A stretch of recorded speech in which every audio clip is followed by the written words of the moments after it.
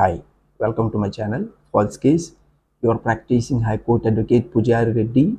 Today I am going to discuss about a very draconian case. Draconian case అని ఎందుకంటున్నానంటే ఈ కేసులో police ఆయన చేసిన కిరాతకాలకి అరాచకాలకి అడ్డు లేకుండా పోయింది. అలాగే విచ్చలవిడిగా విలాసవంతమైన జీవితాలకు అలవాటు పడిపోయిన భార్య పెట్టిన కేసులతో అమాయకమైన భర్త యొక్క తల్లిదండ్రులు పడిన బాధల నుంచి ఎలా బయటపడ్డారు, కనీసం కోర్టు మెట్లు కూడా ఎక్కకుండా వాళ్ళని ఎఫ్ఐఆర్ స్టేజ్లోనే హైకోర్టులో క్వాష్ పిటిషన్ ఫైల్ చేయించి కేసులో నుంచి బయటపడేయడం జరిగింది. ఈ విషయాన్ని ఈ ఎఫ్ఐఆర్ స్టేజ్లోనే క్వాష్ అయింది. జనరల్గా ఎఫ్ఐఆర్ స్టేజ్లో క్వాష్ అయ్యే ఛాన్సెస్ తక్కువ ఉంటాయి. ఇక్కడ ఎలా క్వాష్ చేయించాము, what are the facts, what are the merits, what are the grounds, ఇంకా అమ్మాయి ఆ పోలీస్ యొక్క అరాచక చేష్టలు, అబ్బాయిని హింసించిన విధానం ఇవన్నీ క్లియర్గా తెలుసుకొని ఇలా చాలామంది ఎంతోమంది రోజుకి 40-50 కాల్స్ ఈ 498A కేసెస్ మీదే కాల్స్ వస్తూ ఉంటాయి.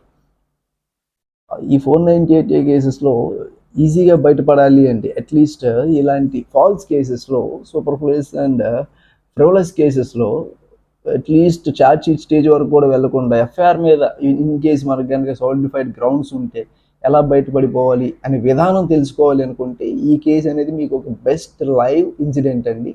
ఈ కేసులో ఏం జరిగింది అనేది తెలుసుకుంటే చివరి వరకు చూస్తే మీకు ఖచ్చితంగా ఇలాంటి కేసులతో బాధపడుతున్న ప్రతి ఒక్కరు ఈజీగా వాళ్ళని వాళ్ళు సేవ్ చేసుకోగలరు, even with the help of advocate, even without the help of the advocate కూడా. ఎందుకంటే మిమ్మల్ని మీరు ఎప్పుడైతే సెల్ఫ్ డిఫెన్స్ చేసుకుంటారో అక్కడ మీరు కేసులో నుంచి బయటపడే ఛాన్సెస్ ఉంటాయి. సో మీకు ఎలాంటి లీగల్ రెమెడీస్ ఉన్నాయి, ఏం చేస్తే ఏ స్టేజ్లో బయటపడే ఛాన్సెస్ ఉంటాయి అనేది ఈ కేసులో డీటెయిల్గా చెప్తాను. సో ఈ కంటెంట్ మీకు ఉపయోగపడుతుంది అనుకుంటే మీకు కాకపోయినా కోర్టుల చుట్టూ తిరుగుతున్న సీనియర్ సిటిజన్స్, ఈ పర్టికులర్ కేసులో ఇద్దరు డాక్టర్లు, mother father of the husband client ఇద్దరు డాక్టర్లు, అరౌండ్ 60-62 ఇయర్స్ ఉంటాయి. ఆ ఏజ్లో ఉన్న వాళ్ళు కూడా హెరాస్ చేసి కోర్టుల చుట్టూ తిప్పాలనుకున్న ఆ అమ్మాయి, అలాగే ఆ పోలీస్ అతను, ఇంకా పేరెంట్స్ ఆఫ్ ది వైఫ్, వీళ్ళందరినీ ఎలా ఎదుర్కొన్నాము, ఎలాంటి ఎదుర్కొనే పద్ధతులు మీరు తెలుసుకోవాలంటే ఖచ్చితంగా ఇంకా చాలామందిని మీరు సేవ్ చేయాలి, ఇలాంటి విషయాలు నలుగురికి తెలియాలి అంటే సబ్స్క్రైబ్ చేయండి, వీలైనంత వరకు షేర్ చేయండి. అయితే ఇక్కడ husband client is working in Australia. 2022 జనవరిలో ఇద్దరు belongs to same community. Husband mother and father belongs to Vijayawada, ఇద్దరు reputed doctors, and the mother and father of the wife client belongs to Guntur. They are having some kind of business, like ఏదో petrol bunks వాళ్ళకు ఉన్నాయి. ఇద్దరు community చూసుకున్నారు కానీ compatibility చూసుకోలేదు. ఇద్దరికి కుదురుతుందా? ఇద్దరు డాక్టర్లు, అబ్బాయి యొక్క తల్లిదండ్రులు ఇద్దరు డాక్టర్. అమ్మాయి యొక్క మానసిక స్థితి ఏంటి, ఆ అమ్మాయి అబ్బాయితో అడ్జస్ట్ అయ్యి ఉండగలదా? అబ్బాయి సాఫ్ట్వేర్ ఎంప్లాయ్ ఎక్కడ అబ్రాడ్లో ఉంటున్నాడు, వీళ్ళిద్దరి కంపాటబిలిటీ కుదురుతుందా? అడ్జస్ట్ అయ్యి 60 ఇయర్స్ లైఫ్ లీడ్ చేయగలరా అని చూసుకోకుండా కంగారు పడి చేసిన ఈ మ్యారేజ్. లక్కీగా బిఫోర్ గోయింగ్ టు మ్యారేజ్ వాళ్ళు ఒక ప్రీ మ్యారిటల్ అగ్రిమెంట్, అంటే ప్రీ నప్టియల్ అగ్రిమెంట్ మన ద్వారానే రాయించుకోవడం జరిగింది. అంటే ఎవరో షేర్ చేశారు. షేర్ చేసిన వీడియో చూడండి. It is very near to us, ఒక 15 to 20 kilometres far away from our office. అయినా కూడా ఆయనకు తెలియలేదు. ఎవరు మీలాంటి వాళ్ళు షేర్ చేయడం వల్ల వీడియో ఆయన దగ్గరికి వెళ్ళింది. ఆయన వీడియో చూశారు. ఈ ప్రీనప్టియల్ అగ్రిమెంట్స్ మనం చేసిన వీడియోలో దాంట్లో ఇంట్రెస్టింగ్ ఫ్యాక్ట్స్, కొన్ని ఫ్యాక్ట్స్ ప్రాపర్గా ఉండడం, దీనివల్ల కొన్ని ప్రికాషన్స్ ఉన్నాయి. ఇలా చేసుకుని వెళ్ళడం వల్ల సమస్య లేకుండా మ్యారేజ్ తర్వాత కూడా తొందరగా ఏదైనా కాంప్లికేషన్ క్రియేట్ అయితే ఈజీగా బయటపడచ్చు అన్నదాన్ని ఆయన గ్రహించి మన దగ్గరికి వచ్చి ప్రీనప్టియల్ అగ్రిమెంట్స్ చేసుకున్నారు. మీరు షేర్ చేస్తున్న వీడియోస్ ఇలా ఉపయోగపడుతున్నాయి. ఆ ప్రీనప్టియల్ అగ్రిమెంట్స్ చేసుకోవడం వల్ల ఈ కేసు నుంచి తొందరగా బయటపడ్డారు. అట్లీస్ట్ కోర్టు మెట్లు కూడా ఎక్కకుండా సీనియర్ సిటిజన్స్ని అలా కాపాడగలిగాం. సో దయచేసి వీడియోస్ని షేర్ చేయండి, అట్లీస్ట్ సబ్స్క్రైబ్ చేయండి. మీ ఫ్రెండ్స్లో ఖచ్చితంగా ఉపయోగపడతాయి, ఎక్కడో ఒక చోట ఉపయోగపడతాయి. ఎందుకంటే నవేడేస్ ఈ 498 అనేది ఆర్డర్ ఆఫ్ ది డే అయిపోయింది. సో ఇంకొక షార్ట్ స్పాన్ ఆఫ్ టైంలో ఈ 498 అనేది 85 ఆఫ్ సెక్షన్గా బిఎన్ఎస్లో మారబోతుంది. దాని మీద కూడా మరిన్ని వీడియోలు చేస్తాము, మీకు మరింత అవగాహన తీసుకొస్తాం. సో అవన్నీ తెలియాలంటే మీరు లైక్ చేయాలి, అట్లీస్ట్ సబ్స్క్రైబ్ చేసి ఎంకరేజ్ చేయండి. సో ఈ కేసులో 2022లో వాళ్ళకి ప్రీనప్టియల్ అగ్రిమెంట్స్ మేమే రాసాము. నేను అప్పటికే ఫాదర్ గారికి చెప్తూనే ఉన్నాను, హస్బెండ్ యొక్క ఫాదర్కి, సార్ దీంట్లో కౌన్సిలింగ్ ఏమైనా అవసరం అవుతుందేమో, ప్రీమ్యారిటల్ కౌన్సిలింగ్స్, ఇద్దరు కంపాటబిలిటీ చూడండి. He staying in abroad since 6 yearsగా ఆయన ఆస్ట్రేలియాలో జాబ్ చేస్తున్నారు. She's working as a fashion designer in Guntur. ఆ లైఫ్ స్టైల్ వేరు, అతని లైఫ్ స్టైల్ వేరు. He's very professional and she's very lavish. ఏమన్నా ఉంటుందేమో ఒకసారి చూడండి అని చెప్తే, సరే కమ్యూనిటీస్ కలిసాయి కదా, జాతకాలు కలిసాయి అని చెప్పి ఈ హస్బెండ్ క్లయింట్ యొక్క మదర్ అండ్ ఫాదర్ చాలా ఎక్స్ట్రా పాజిటివిటీతో మ్యారేజ్ చేయడం జరిగింది. సరే మ్యారేజ్ చేసిందని మేము అటెండ్ అయ్యాము. యాజ్ యూజువల్గా రెగ్యులర్ రైట్స్ అండ్ రిచువల్స్తో మ్యారేజ్ జరిగింది. మ్యారేజ్ జరిగిన ఆ ప్రీనప్టియల్ అగ్రిమెంట్లో ఏం రాసామంటే, within the span of 6 months లోపల వీసా ప్రొసీడింగ్స్ అన్ని కంప్లీట్ చేసి, అమ్మాయి కూడా అగ్రీ అయింది అబ్బాయితో వెళ్ళిపోవడానికి ఆస్ట్రేలియా. అతను అక్కడ ఇంకో 10 years లైఫ్ ప్లాన్ చేసుకున్నారు. లేటర్ వాళ్ళు వస్తారా రారా అనేది that is secondary. She is ready to move to Australia along with the husband even after getting all the visa proceedings. Eligibility అంతా కంప్లీట్ అయిన తర్వాత, ఫెసిలిటేట్ చేసిన తర్వాత ఆమె కూడా ఆస్ట్రేలియా వెళ్ళడానికి ఒప్పుకుంది. అదే రాసాము వాళ్ళు ఎక్స్చేంజ్ చేసుకున్న గిఫ్ట్ ఆర్టికల్స్, వీళ్ళు లైఫ్ ఎలా లీడ్ చేయాలి, ఎక్కడ ఉండాలి, పేరెంట్స్, ఇంకా వాళ్ళకు ఉన్నాయన్నీ కూడా దాంట్లో రాస్తాం కాబట్టి ఎవ్రీథింగ్ రాయడం జరిగింది. అదేవిధంగా even after 1 month after the marriage ఏదో చిన్న డిస్ప్యూట్ వచ్చింది కదా అని చెప్పి అమ్మాయి ఇమీడియట్గా, ఆ అమ్మాయికి కొంత లిటరల్గా చెప్పాలంటే పిచ్ అండి. ఆ పిచ్చిని దాచి ఈ mother and father of the wife అతనికి ఇచ్చి మ్యారేజ్ చేయడం జరిగింది. వీళ్ళు డాక్టర్లు ఈ అబ్బాయి పేరెంట్స్ని కనీసం అది చూసుకుని ఉంటే ఈరోజు ఆ అబ్బాయి మళ్ళీ సెకండ్ మ్యారేజ్కి వెళ్ళాల్సిన పరిస్థితి వచ్చేది కాదు, ఇలాగా సఫర్ అవ్వాల్సిన పరిస్థితి వచ్చేది కాదు. ఎవరో పోలీసు వాడితో ఫోన్ చేయించుకుని అరే తోరే అనిపించుకోవడం, నువ్వు ఇమీడియట్గా నువ్వు ఆస్ట్రేలియా నుంచి ఇదేమన్నా విజయవాడ కొంటారా పరిగెత్తుకుంటూ రావడానికి, ఆయన ఫోన్ చేసి పోలీసు ఆయన అంటాడంట, ఆ స్టేషన్కి వెళ్ళి ఏదో ఏడ్చి పొడవెప్పులు పెట్టగానే నువ్వు రావాలి, నీకు కౌన్సిలింగ్ ఇస్తాం, నీ మీద ఎఫ్ఐఆర్ చేస్తాం, మీ ఆవిడ మీద నువ్వు ఫిజికల్గా మెంటల్గా హెరాస్ చేస్తున్నావు అంట. అసలు వాళ్ళు కలిసి కాపురం చేసిందే లేదు. పెళ్ళి 1 month అయింది. 1 monthకి వెళ్ళి ఏదో చిన్న డిస్ప్యూట్ వచ్చింది కదా అని చెప్పి ఓవర్ యాంగ్జైటీ, ఓవర్ ఎంతూజియాజం, ఇలాంటి నేచర్ ఉన్నప్పుడు దీన్నే కొన్ని కైండ్ ఆఫ్ హెల్యూసినేషన్ ఉంది అమ్మాయికి, సిజోఫ్రెనియా డిసీజ్ ఉంది. ఇదంతా దాచి అమ్మాయికి అబ్బాయికి మ్యారేజ్ చేశారు.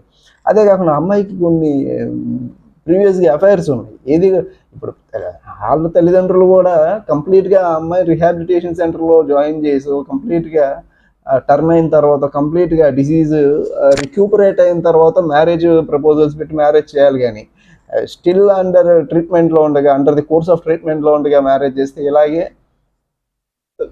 తెగిపోతాయి మ్యారేజెస్. సో అయితే విత్ ఇన్ ఒక 2 months ఆయన ఉండడానికి విల్లింగ్గా ఉన్నారు, వచ్చారు, మ్యారేజ్ జరిగింది. 2 months కాపురం స్టార్ట్ చేశారు.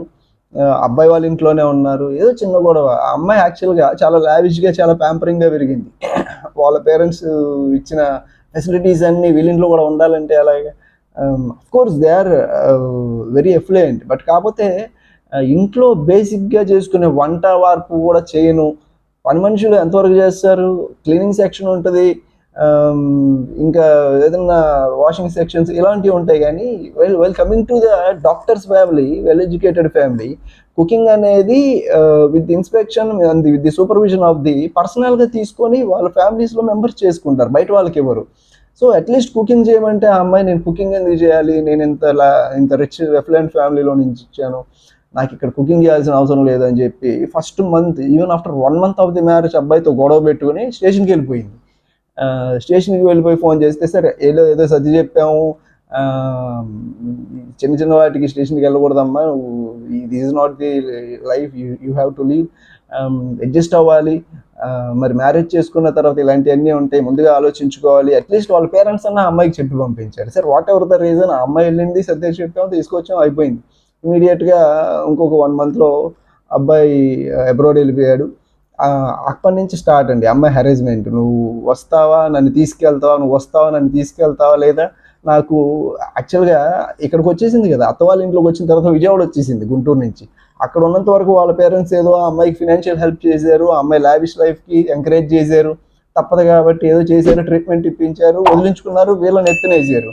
సో ఇప్పుడు వీళ్ళ పరిస్థితి చూడండి, ఈ సీనియర్ సిటిజన్స్ ఇద్దరు చాలా సొసైటీలో రెస్పెక్ట్ ఉన్న ఫ్యామిలీ, ఇద్దరు డాక్టర్స్ అంటే వాళ్ళ పరిస్థితి ఎలా ఉంటుందో ఆలోచించండి. ఈ అమ్మాయి రోజు నచ్చినట్టు బయటకు వచ్చేసి ఇష్టం వచ్చిన బట్టలు వేసుకుని రోడ్ల మీద తిరుగుతూ ఇటు మ్యారేజ్ అయిపోయిన తర్వాత అత్తమామల్ని డబ్బులు అడగలేదు, మ్యారేజ్ అయిపోయిన తర్వాత తల్లిదండ్రులు డబ్బులు అడగలేదు. దొరికిన ఎవరా అమాయకుడు అంటే భర్తను ఫోర్స్ చేస్తూ ఏదో ఒక రీజన్తో బెదిరిస్తూ, నేను స్టేషన్కి వెళ్తాను, నాకు ఇక్కడ ప్రాపర్ అకామిడేషన్ లేదు, నేను మా ఇంటికి వెళ్తాను, సో నాకు ఇక్కడ మెంటల్ ఫ్రీడమ్ లేదు, ఇలాంటి కారణాలు చెప్పి 1,00,000 2,00,000 15 రోజులకు ఒకసారి భర్త దగ్గర నుంచి వేయించుకొని ఓవర్గా 16 లక్షలు వేయించుకుంది. Within a span of 1 yearలో 16 లక్షలు వేయించుకొని విత్ ఇన్ 16 లక్షలు వేయించుకున్న తర్వాత ఎలాంటి రీజన్స్ చెప్తుంది, నువ్వు నాకు వీసా ఫెసిలిటేట్ చేయలేకపోతున్నావు, వీసా లేకపోవడం వల్ల నేను నీ దగ్గర రాలేకపోతున్నాను, నేను నిన్ను చూసి పెళ్లి చేసుకున్నాను, నీ అత్తోళ్ళ ఇంట్లో ఉండడానికి కాదు, నేను ఇక్కడ వీళ్ళకి వండి పెట్టడానికి కాదు అని రీజన్స్ చెప్తాను. సరే ఏదో చేసి నాన్న తంటాలు పడి ఆ అబ్బాయి వీసా ఫెసిలిటేట్ చేశాడు. ఫెసిలిటేట్ చేసిన తర్వాత ఇమీడియట్గా రమ్మంటే రానంటది. ఏంట్రా కారణం అని చెప్పి వాళ్ళ పేరెంట్స్ ఇంతకుముందే మన దగ్గర వాళ్ళు అగ్రిమెంట్ రాయించుకున్నారు కాబట్టి, I mean the prenuptial agreement. Sir this is the situations happening with ఆయన చాలా స్ట్రగుల్ అవుతున్నారు ఎక్కడ అబ్రాడ్లో ఉన్న హస్బెండ్ క్లయింట్. ఏమో చేష్టలకి పెట్టే టార్చర్కి 16 లక్షలు వేయించుకోవడం అంటే 12 నెలల్లో మీరే చూడండి. 16 లక్షలు ఏం చేస్తుందో ఆమెకే తెలియదు, ఏం చేస్తుందో అనేది వీళ్ళకి ఒక క్వశ్చన్ మార్క్. సో ఆయన మనకు కాల్ చేశారు, పేరెంట్స్ వచ్చి మనకు కలవడం జరిగింది. సరే వాట్ ఈస్ హ్యాపెనింగ్ బిహైండ్ అనేది మనం కూడా కొంత మన జూనియర్ అడ్వకేట్ అని చెప్పి ఒక ప్రైవేట్ డిటెక్టివ్ని ఎంగేజ్ చేసి యాంటిసిడెంట్స్ ఏంటి, ఆమె ప్రీవియస్ హిస్టరీ ఏంటి, ఎక్కడ తిరుగుతుంది, ఏం చేస్తుంది, డబ్బులన్నీ ఎలా ఖర్చు పెడుతుంది అని చూస్తే ఆమెకు ఒక బాయ్ ఫ్రెండ్ ఉన్నాడు. సరే బాయ్ ఫ్రెండ్ ఉన్నాడు, ఆడితో స్పెండ్ చేయడానికి actually she is not willing to go Australia. ఆమెకి వెళ్ళే ఉద్దేశం లేదు, అందుకే ఒప్పుకుంది ఇక్కడ చక్కగా ఉండొచ్చు అని. బట్ కాకపోతే ఆయన దగ్గర నుంచి ఫినాన్షియల్ గెయిన్ పొందడానికి బెదిరించి వీసా ఎలాగో తొందరగా రాదలే, ఆ వీసాని అడ్డు పెట్టుకుని డబ్బులు గుంజుదాం అని చెప్పి అబ్బాయి దగ్గర ఎక్స్ప్లాయిట్ చేస్తూ డబ్బులు గుంజింది, 16 లక్షలు గుంజింది. సరే వైఫే కదా, ఏదో ఎక్స్పెన్సెస్ స్పెండ్ చేస్తుంది, ఇంట్లో వాళ్ళకి ఖర్చు పెడుతుంది, లేకపోతే వాళ్ళ పేరెంట్స్కి ఉపయోగపడుతుంది, మనం కూడా ఉంచుకుని ఏం చేస్తాం, ఎప్పటికైనా ఫ్యామిలీకి చేరాల్సిందే కదా అని చెప్పి పాజిటివ్ యాటిట్యూడ్తో అబ్బాయి కూడా అమ్మాయికి సెండ్ చేయడం జరిగింది. సో ఇదంతా జరిగిన తర్వాత ఓవర్ పీరియడ్ ఆఫ్ టైం ఆలోచిస్తే అబ్బాయికి రైజ్ అయింది ఏంటంటే, ఇంకా 16 లక్షలు ఏం చేసింది, 16 లక్షలు స్పెండ్ చేసి అంతే ఉంటుంది, everything was facilitated in the house it self. సరే ఎంత ఖర్చు పెట్టుకున్నా, ఎంత జ్యువెలరీ కొనుక్కున్నా, 2 లక్షలు 3 లక్షలు 5 లక్షలు 10 లక్షలు 16 లక్షలు ఏం చేయాలి సరే ఆ డౌట్ అలా ఉన్నారు. బట్ కాకపోతే ఏమనలేదు. బట్ ఎప్పుడైతే వీసా ఫెసిలిటేట్ చేసిన తర్వాత రానని చెప్పి మొండికేసిందో అక్కడ డౌట్ రైజ్ అయింది. తర్వాత వీళ్ళు మనల్ని అప్రోచ్ అయ్యారు. అప్రోచ్ అవగానే చెప్పాను కదా, ఇది ఆమె ఒక అడల్టరీలో ఉంది, ఒక ఎక్స్ బాయ్ ఫ్రెండ్తో రిలేషన్లో ఉంది, ఆయనకి స్పెండ్ చేయడానికి, ఆయనతో తిరగడానికి, ఆయనతో ఖర్చు పెట్టడానికి ఇక్కడ ఈ అత్తమామలు అడ్డొస్తున్నారు, ఈ అత్తమామలు రిస్ట్రిక్ట్ చేస్తున్నారు అని చెప్పి మాటికి గుంటూరు అమ్మ నాన్నలు ఇంటికి వెళ్తున్నారని చెప్పి వెళ్తూ అక్కడ స్పెండ్ చేస్తూ అక్కడ ఎంజాయ్ చేస్తూ హస్బెండ్ని చివరికి ఎదవ చేసింది. సరే ఎన్ని తెలుసుకున్నామేమో ఏం చేయాలి ఏంటి అని ఆలోచించి క్రమంలో ఇంతలోనే అమ్మాయి కంగారు పడి అబ్బాయి ఆపేసాడు. విషయం తెలిసింది, ఇలాగ డబ్బులు ఎవరికో ఖర్చు పెడుతుంది, ఎక్కడో అన్నెసరీగా వేరే దారిలో ఉంది అని చెప్పి తెలుసుకున్న అబ్బాయి అన్నీ ఆపడంతో అమ్మాయి పిచ్చెక్కింది. ఇమీడియట్గా వెళ్ళి మళ్ళీ అదే స్టేషన్లో ఎఫ్ఐఆర్ చేయించడానికి పోలీస్ దగ్గరికి వెళ్ళింది. పోలీస్ ఏంటంటే మేము ఫోన్ చేసి మాట్లాడాం, సార్ ఇలా అబ్రాడ్లో ఉన్నాడు, ఇమీడియట్గా ఎలా వస్తారండి, కౌన్సిలింగ్ ఇవ్వాలన్నా కుదరదు కదా, ఆయన మేము ప్రీనప్టియల్ అగ్రిమెంట్ రాసుకున్నాం, అమ్మాయి వెళ్ళాలి అని చెప్పి అంటే, లేదండి రావాలి, అబ్రాడ్ నుంచి వచ్చేయడానికి ఇదేమన్నా విజయవాడ గుంటూరా, పోలీసు వాళ్ళు కూడా బుర్ర బుద్ధి లేకుండా చేస్తున్నారు, ఇమీడియట్గా వచ్చేస్తారా, not even registered the FIR కూడా రిజిస్టర్ అవ్వకుండా పోలీస్ స్టేషన్కి వచ్చి ఏమైనా అడిగే అధికారం మీకు ఎక్కడిది, సిఆర్పిసిని దాటి ప్రవర్తిస్తారా, న్యాయస్థానాలను దాటి చేస్తారా, police station is the ultimate కోర్టా, మీరేనా అక్కడ జడ్జి, న్యాయస్థానాలు న్యాయమూర్తులు ఎవరు లేరా, మీ ఇష్టం అంతా. ఆయన అలాగే చేశారు. చివరికి 1 day 2 daysలో రమ్మంటే ఇదేమన్నా పక్కనుందా, వేరే కంట్రీ నుంచి రావాలంటే అట్లీస్ట్ హెరాస్మెంట్ ఏమి లేదు, ఆమె చెప్పిన విధంగానే మనం అగ్రిమెంట్లో రాసుకున్న విధంగానే ఎవ్రీథింగ్ మనం ఫుల్ఫిల్ చేసాము, ఆమెకు వీసా ప్రొవైడ్ చేసాము, ఆమె వెళ్ళాల్సింది అగ్రిమెంట్ చూపించాము, కన్విన్స్ చేస్తుంటే ఆయన వినడే. Why he is in favour of women always, what's the reason behind that. చివరికి వాడి గురించి కూడా ఎంక్వైరీ చేస్తే ఆ పోలీసు వాడు కూడా ఒక ఉమెనైజర్ అంట, ఏమో అని కూర్చోబెట్టుకుని ఏం స్టోరీ విన్న తర్వాత ఆమెకి మీద ఏమి ఇంట్రెస్టో ఏమో ఆయన మీద ఏమి ఇంట్రెస్టో తెలియదు అని పర్సనల్ ఫేవర్ చేద్దాం అనుకున్నారు. ఏంటి వాట్ ఎవర్ తర్వాత మాట్లాడదాం మనం. అయితే చెప్పేశారు, రారండి, ఇట్ టేక్స్ సమ్ టైం, మీరు ఎఫ్ఐఆర్ చేసుకుంటానంటే చేసుకోండి, మేము కావాల్సిన నీడ్స్ అన్ని ఫుల్ఫిల్ చేసాము, ఆ అమ్మాయిని అబ్రాడ్ తీసుకెళ్ళడానికి ప్రిపేర్ చేసాము. ఇప్పుడు ఆ టైంలో ఆ అమ్మాయి రానని చెప్పి అసలు రీజన్ లేకుండా ఆ అమ్మాయి వెళ్ళాల్సింది వచ్చి కేసు పెడతానంటే మీరు అబ్బాయిని వచ్చేసేయండి, ఇమీడియట్గా వచ్చేసేయండి అంటే మేము we will proceed against this kind of things అండి. వీ వోంట్ ఎంకరేజ్ అండి. మీరు ఎఫ్ఐఆర్ చేసుకుంటానంటే చేసుకోండి. అసలు కౌన్సిలింగ్స్ కూడా లేవు. ఆయన అటెండ్ అవుతున్నాడు, వీడియో కాల్స్ అటెండ్ అవుతున్నాడు, మాట్లాడుతున్నాడు. సార్ నాకు ఇప్పుడు ఎంత కష్టపడితే ఈయనకి ఆ పోలీసు ఉద్యోగం వచ్చింది, ఆయనకు కూడా అంతే కదా. ఉద్యోగం వదులుకొని కెరీర్ని వదులుకొని ఏమీ లేకుండా ఒక ఎఫ్ఐఆర్ కూడా లేకుండా వచ్చేసేయండి, ముందు మీకు కౌన్సిలింగ్ ఇవ్వాలంటే ఎలా కుదురుతుంది? సరే ఎఫ్ఐఆర్ చేసేమన్నా అల్టిమేట్గా ఆయన కూడా ఏదో పర్సనల్ గురించి తీసుకుని ఎఫ్ఐఆర్ చేసుకున్నాడు. ఎఫ్ఐఆర్ చేసిన తర్వాత ఇమీడియట్గా పేరెంట్స్ని తీసుకెళ్ళాం, 41A నోటీస్ ఇప్పింగ్ చేసాము. ఎప్పుడైతే ఎఫ్ఐఆర్ అయిందో ది వెరీ నెక్స్ట్ డే మేము కన్సర్న్ మెజిస్ట్రేట్ గారి దగ్గర పెట్టి సో ఇన్వెస్టిగేషన్ ఆఫీసర్ పర్సనల్ ఇంట్రెస్ట్తో చేస్తున్నాడు అండి, దీంతో పర్సనల్ వెండెట్టాతో చేస్తున్నాడు, విండిటివ్ నేచర్తో చేస్తున్నాడు, రివెంజ్ఫుల్ ఇంటెంట్తో చేస్తున్నాడు అని చెప్పి ఒక 156(3) ఆఫ్ సిఆర్పిసి కింద ఒక అప్లికేషన్ పడేయడం జరిగింది. ఇమీడియట్గా జడ్జి గారు కాగ్నిజెన్స్ తీసుకొని ఇన్వెస్టిగేషన్ ఆఫీసర్ని మార్చమని చెప్పడం జరిగింది. అదే స్టేషన్లో ఇంకొక ఫిమేల్ లేడీ ఇన్వెస్టిగేషన్ ఆఫీసర్ గారికి అలాట్ చేయడం జరిగింది కేసు. అయితే ఈ లోపల ఈ అమ్మాయికి ఎక్కడైతే 16 లక్షలు ట్రాన్స్ఫర్ చేశారో అవంతా కూడా ఎక్కడ డైవర్ట్ అయ్యింది, ఎక్కడ డైవర్సిఫై చేసింది అనే స్టేట్మెంట్స్ అన్నీ తీయగా ఆ X boy friend statements, relevant documents అన్నీ సేకరించి ఆ ఎవిడెన్సెస్ అన్నీ కలెక్ట్ చేసి ఈ ఎఫ్ఐఆర్ ఏదైతే ఉందో ఎఫ్ఐఆర్ మీదే మనం హైకోర్టులో, హానరబుల్ హైకోర్టులో అంటారు 482 సిఆర్పిసి మీద క్రాష్ పిటిషన్ ఫైల్ చేయడం జరిగింది. రైట్ ఇమీడియట్లీ ఏంటి అమ్మాయి ఏంటి కోర్టులో వేయకముందు లుక్అవుట్ సర్క్యులర్ ఇష్యూ చేస్తాం, అబ్బాయిని ఆస్ట్రేలియా నుంచి పిలిపించేస్తాం, నచ్చినట్టు చేశారు. సరే యాజ్ ఇట్ ఈజ్గా ప్రొసీజర్ని అంతా కంప్లై చేస్తూ ఈ 41A సిఆర్పిసి నోటీస్ ఏదైతే ఇవ్వాలో అబ్బాయికి అదే మెయిల్లో పెట్టమని చెప్పి రిక్వెస్ట్ చేయడం జరిగింది. మేడం గారు, ఇన్వెస్టిగేషన్ ఆఫీసర్ గారు కూడా మెయిల్లో పెట్టారు. ప్రొసీజర్ కంప్లై చేసాము. ఇన్వెస్టిగేషన్ అంతా పెండింగ్లో ఉండగా ఎఫ్ఐఆర్లో సాలిడిఫైడ్ గ్రౌండ్స్ దొరకడం వల్ల, ప్రైమా ఫేసి లేకపోవడం వల్ల, only with revengeful intent and oblique మోటివ్తో ఎఫ్ఐఆర్ ఫైల్ చేయడం వల్ల అది మేము ప్రూవ్ చేయగలిగాము. ఎఫ్ఐఆర్ స్టేజ్లోనే క్వాష్ చేయించగలిగాం. ఎట్ ది సేమ్ టైం అడల్టరీలో ఉందని చెప్పి ప్రూవ్ చేయడం వల్ల ఇమీడియట్గా డివోర్స్ నోటీస్ ఇచ్చాము. కంటెస్టెడ్ డివోర్స్ ఫైల్ చేయడం జరిగింది. ఒక 6 to 8 months లోపల అది కూడా క్లోజ్ అయింది. సో దీస్ కైండ్ ఆఫ్ కేసెస్లో మీరు ఎప్పుడన్నా రోపిన్ అయినప్పుడు మీరు ఒక అడ్వకేట్ సలహా తీసుకోండి. ఒక అడ్వకేట్ సలహా తీసుకొని ఫస్ట్ బిఫోర్ మ్యారేజే, ఇలాంటి కేసులో బిఫోర్ మ్యారేజే మీరు అసలు ఎలాంటి ఫ్యామిలీతో కన్సాలిడేట్ అవుతున్నాము, ఆ ఫ్యామిలీ మనకి సూటబులా కాదా, ఆ అమ్మాయి ప్రీవియస్ హిస్టరీ ఏంటి. In addition to the I just forget to say that ఈ అమ్మాయికి కొంత మెడికల్ హిస్టరీ ఉంది. ఆ మెడికల్ హిస్టరీ, ఆ అమ్మాయికి సైకలాజికల్ డిసార్డర్స్ ఉన్నాయి. అవన్నీ తీసుకురావడం వల్ల, అవన్నీ ప్రూవ్ చేయడం వల్ల క్వాష్లో కానీ ఇటు డివోర్స్లో కానీ సక్సెస్ఫుల్గా మాకు కావాల్సిన ఆర్డర్ సెక్యూర్ చేయగలిగాం. ఒక కేసు టేకప్ చేస్తున్నాము అంటే ఆ కేసులో everything from top to bottom everything ఉండి పర్సనల్గా తీసుకొని పేషెంట్స్గా వర్క్ చేయగలిగితేనే దాన్ని క్వాష్ చేయగలం. కానీ కేసు తీసుకున్న యాజ్ యూజువల్గా డ్రాఫ్టింగ్ చేసి ఫైల్ చేసాం అన్నట్టు అంటే అవ్వదు.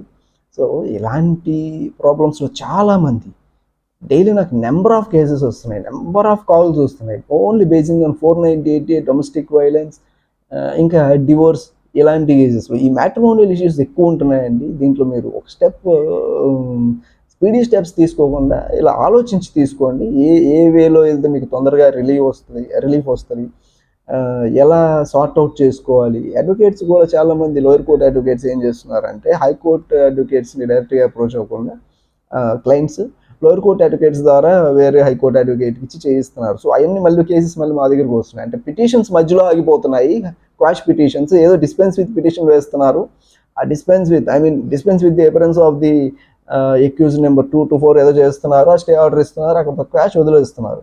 అది క్వాష్మెంట్కి వేస్తున్నావా, లేకపోతే టెంపరీ రిలీఫ్ గురించి చేస్తున్నావా, లేకపోతే ఏదో ఒక స్టేజ్లో according to section 320 of the CrPC కింద సెటిల్మెంట్ చేయడానికి వేస్తున్నావా అని చెప్పి ఆ క్లయింట్కి ఒక క్లారిటీ ఇచ్చి చేస్తే ఆ క్లయింట్స్ కూడా ఇబ్బంది పడకుండా ఉంటారు అనేది నా ఉద్దేశం. Thank you. Your practising high court advocate Pujari Reddy is signing off. Good luck.